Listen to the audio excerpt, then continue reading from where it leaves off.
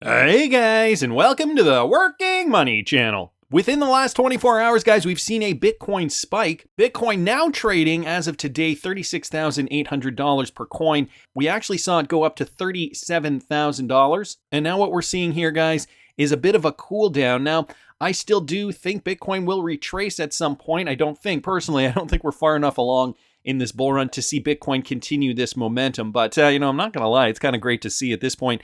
Don't forget, we still have about 6 months, a good 6 months before the halving. So a retracement period definitely before the halving. Then we're probably going to get back up to these highs. And then the real action is going to begin. So let me throw Bitcoin here back on the daily. And let me just zoom out here just to show you guys, what we're seeing now on the chart and what those next levels are for Bitcoin. So we really do need to break $40,000, getting up above this shelf where we saw Bitcoin kind of crater after the Terra Luna fiasco. We were getting some more negative news. Then, of course, there was the FTX thing back in November of 2022.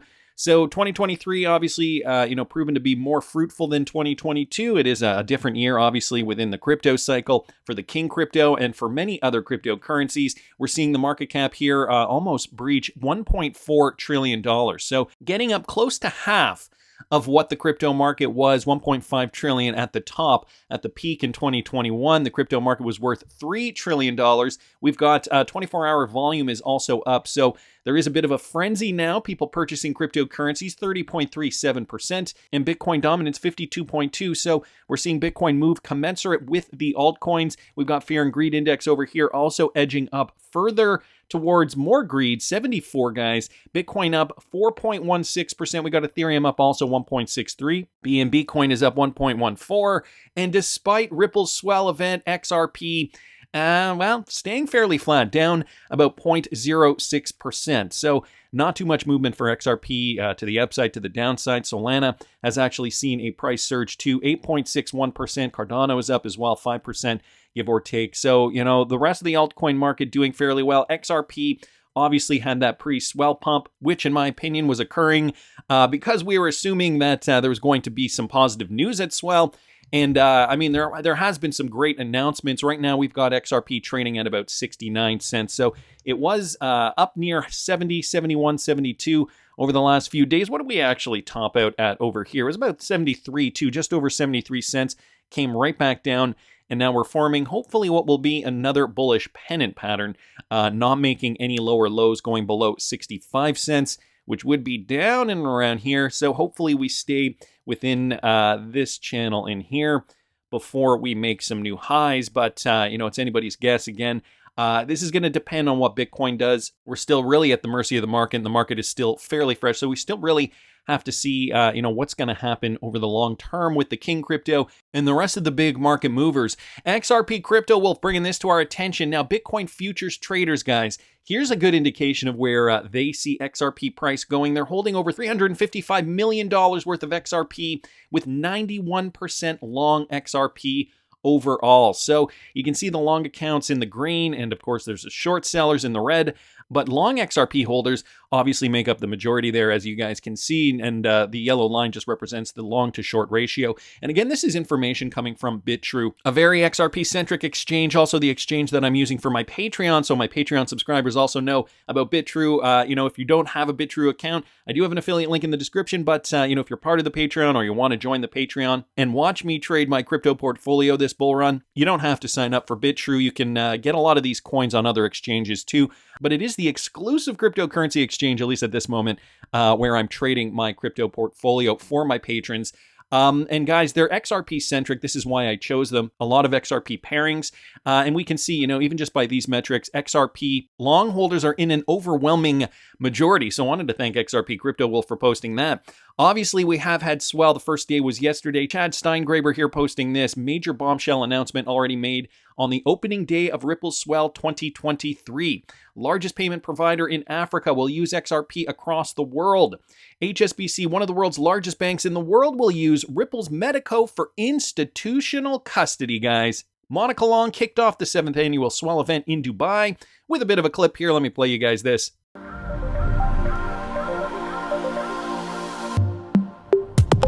We first established our presence here as a company in 2020, recognizing that here in Dubai is a place where the blockchain industry was really blossoming and further supported very critically by regulators in the UAE. So we can thank DFSA and VARA for setting some clear rules and regulations for an industry and innovation to take place. So kicking off the event was Ripple's president, Monica Long. And as you guys can see, we've already received quite a few announcements, which I'm going to go over. Of course, before Swell, Brad Garlinghouse was at DC FinTech Week, and he was actually talking about regulation. I just want to play you guys this clip because I thought it was kind of funny. I think the SEC clearly lost on everything that matters. There is a remedy process which continues forward. There's the unknown, and I know Chair Gensler is on stage later. You should ask him if they're going to appeal. That would be great. You should ask the SEC if they're going to appeal the case. Now, again, this is Brad Garlinghouse versus Gary Gensler, courtesy of XRP Drops here on Twitter, DC FinTech Week 2023. And this was before Gary Gensler took the stage. So, I mean, that's still the overhanging dark cloud in the United States specifically. But let's not perseverate on that. Let's go back to Swell 2023, where we have now received a lot of new announcements about Ripple, the company. And yes, guys, XRP, global liquidity and global usage. So DJ Peter Vass posting this. Ripple Swell starts with a blast as Ripple Payments is now available between Africa, Australia, and the UK. So one of the bombshell announcements, guys, Ripple partners with Onafriq to expand its remittance solutions to 27 African countries, the UK, Australia, and the Gulf Cooperation Council, or the GCC. So guys, this was the announcement from Ripple. We're proud to announce that our partner Onafriq will utilize Ripple Payments, our crypto-enabled payment technology, to open up 3 new payment corridors between Africa and the rest of the world. And so here is the official announcement. But just kind of to sum it up, leading blockchain company Ripple Labs has announced a strategic partnership during the start of the Swell event with payment fintech Onafriq, which used to be MFS Africa. Under the partnership, Onafriq will leverage Ripple's technology to facilitate crypto asset-related payments in Africa and other regions. With Ripple's solution, Onafriq has opened 3 new payment corridors in the UK, Gulf nations, and Australia. According to the announcement, Zazi Transfer will serve customers in Australia, while PayAngel will enable remittance services for customers in the UK. In addition, Abu Dhabi-based PayPal will cater to customers within GCC nations, so in the Middle East, including Kuwait, Qatar, Oman, Bahrain, and the United Arab Emirates and Saudi Arabia. Aaron Sears, Ripple's Senior Vice President of Global Customer Success, shared his enthusiasm about the company's expansion into Africa. He mentioned that linking their partners, guys. Okay, so Ripple partners now working together. That includes PayAngel, PayPal, and Zazi Transfer with Onafriq through Ripple Payments. They aim to provide faster and more cost-effective cross-border payment solutions. This will benefit individuals looking to send money to Africa from various parts of the world. And these guys are all going to be leveraging XRP for these payments. So the real-world solution here, leveraging XRP in a meaningful capacity, sounds like it's being implemented very, very soon. So they give some more information here about MFS Africa and how it was rebranded Onafriq just recently. I talked about this a few weeks ago. It bears mentioning that Onafriq has been a major partner of Ripple. The company's partnership with Ripple has led to its integration of on-demand liquidity, a solution leveraging XRP to facilitate remittances. And then Ripple ended up changing the concept of on-demand liquidity, and now it's called Ripple Payments. So what else do we know about this? Anders here on Twitter posting this. New crypto-enabled corridors with Onafriq from UK, Australia, the Gulf Cooperation Council, so the GCC, payout in 27 countries. You guys can see here just a map of Africa, just demonstrating where these payments are now going to be facilitated. So significant portions of Africa, almost covering, what would we say, 40-50% of the continent. And also coming out of the Gulf Cooperation Council, countries like Kuwait, Bahrain, as they mentioned, Saudi Arabia, Qatar, UAE, and Oman. So very, very interesting update. Anders here also saying, I believe RippleNet could bring some really large cost savings. According to the World Bank, the cost average of sending $200 to Africa was 8.5% of the amount transferred. So that is huge. For every $100, they are spending $8.50 just to send the money. That's not acceptable, obviously, for people who are already vulnerable. So how do you fix this? Obviously leveraging RippleNet and Onafriq solutions, and Onafriq moving to Ripple payments. So I love seeing this kind of thing, this new development. The other thing is there a difference between Ripple payments and what used to be on-demand liquidity? Wrath Economy here posting this thread. So what is Ripple payments and what makes it new? An initial look at the pieces we have so far, more assuredly revealed by the end of Swell. Will XRP still be used? By all means, add to the list, but please cite sources. So he gives a little rundown about what we know so far, guys. First, Ripple is describing it as a new integration with XRP's Ledger native decentralized exchange. This will buttress global liquidity options for Ripple customers, streamlining customers onboarding onto markets, and improving product performance. President Monica Long has described the new product Ripple Payments as a single onboarding experience. She is speaking about this at Ripple Swell right now, so there's likely some video clips that you guys can find on the Swell website. To this point, the Ripple Insight article notes, with a single onboarding, customers are now able to access nearly 100% of global payout coverage to more than 70 payout markets through RippleNet's international payment network, and I'm sure a lot of that covers a lot of these countries here, but these are just two geographical regions. We've also they also mention here that the UK and Australia are also going to benefit from this. So here we're seeing a lot more payout markets through RippleNet's international payments network. Also note that last year machine learning was introduced, so machine learning capabilities were integrated to proactively manage the liquidity needs of customers and support a variety of transaction types like internal treasury, remittances, and B2B payments. So something else that Wrath of Kahneman noted here, posting all his resources here. So all of these are Ripple Insights blogs just stating this information from whether it was months ago or years ago, a couple of years ago. ODL, he says, number 6, ODL as a term is disappearing from market, though the function is obviously not. We already see it less in print. It's too cumbersome. And, when we hear these new terms, I mean, in the XRP community, we know what ODL is because we've been following this, and, we know it stands for on-demand liquidity.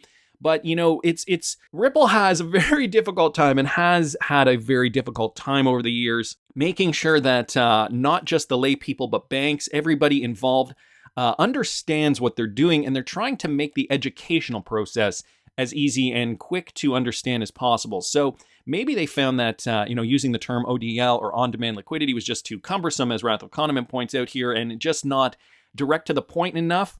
Not clear enough in a lot of ways. So now they're just changing it, calling it simply Ripple Payments. But ultimately, just from what we're looking at here, it seems as though it's the same thing as on-demand liquidity. Now Ripple Payments will be described as crypto-enabled. Onafriq is utilizing Ripple Payments, Ripple's crypto-enabled payments technology, to open up 3 new payment corridors between Africa and the rest of the world.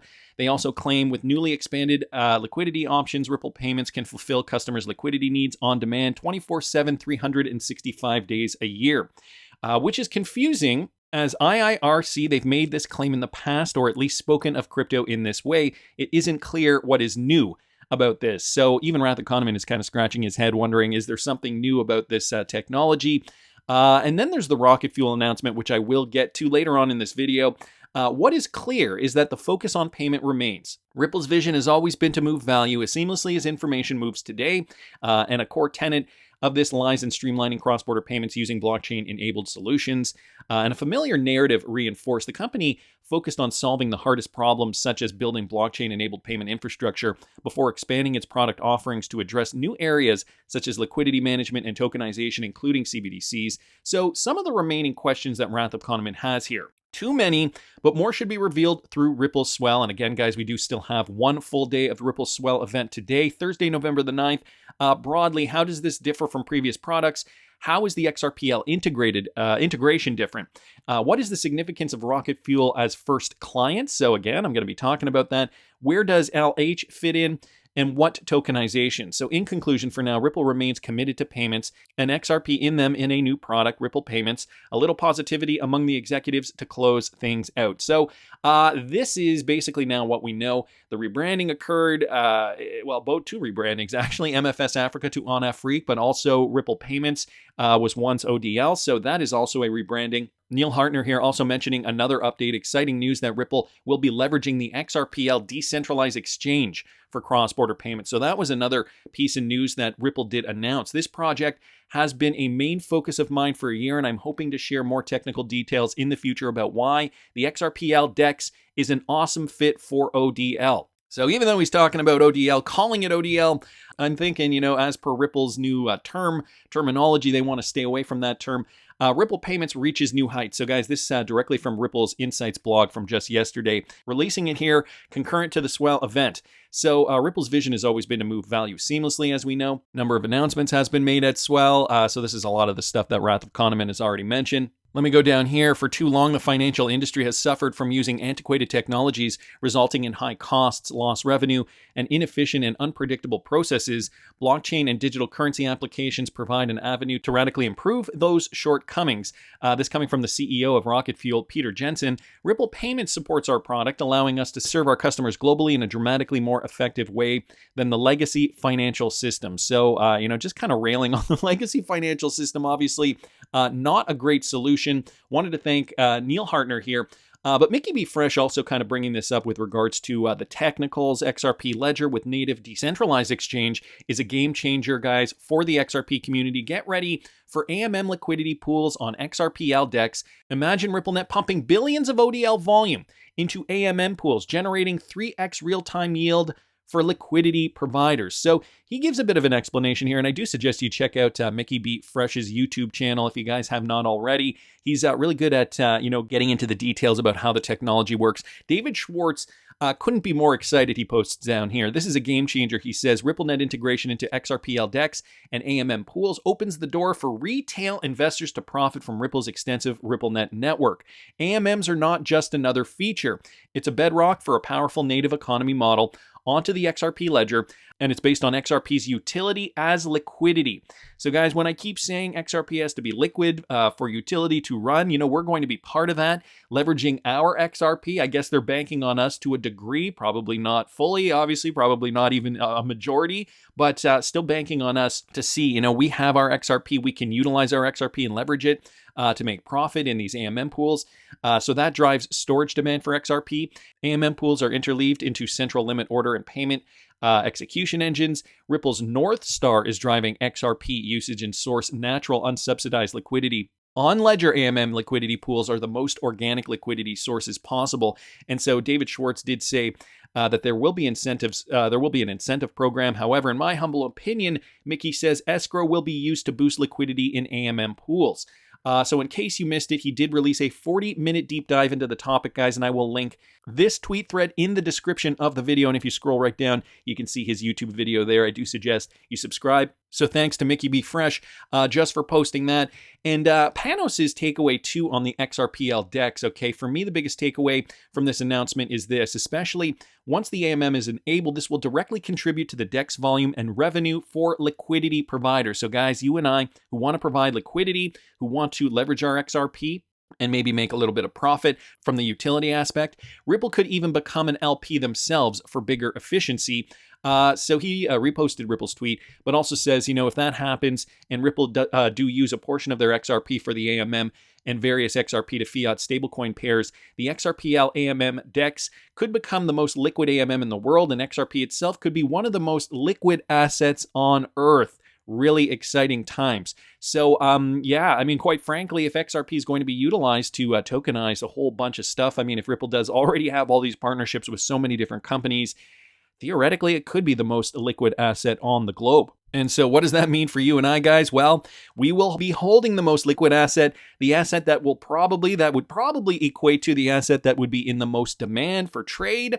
Therefore, a high demand cryptocurrency means commanding a high price. So lots of great news coming out as well, guys. We also got this from Adrian Trocani here, and Metaco also did talk about their announcement, the HSBC new digital asset custody service. This came out a few days ago, but they're reiterating it at Swell. HSBC announced today that it plans to launch a new digital asset custody service for institutional clients who invest in tokenized securities. Once live in 2024, HSBC's new digital asset custody service will complement HSBC's Orion and Bank's platform for issuing digital assets, as well as HSBC's recently launched offering for tokenized physical gold. Together, these form a complete digital asset offering for HSBC's institutional clients. HSBC is working with Swiss enterprise firm Metaco to use its institutional platform Harmonize as part of HSBC's new custody service for digital assets.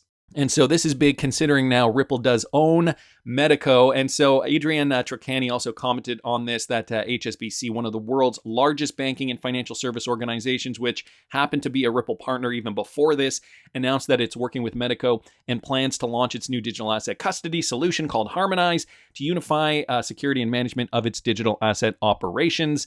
It remains a market-leading institutional-grade digital custody asset platform, and it is uniquely fit for stringent requirements of top-tier banks, guys, and global custodians as they seek to scale their pilots for experiments with tokenized assets and commercial offerings. On behalf of Metaco, it is a pleasure to work with the team, and he thanks the team there. Metaco remains focused on delivering the most robust digital asset custody platform on the market to financial institution clients with the strong backing of Ripple. We're excited about our growth outlook and continue to invest in people and technology.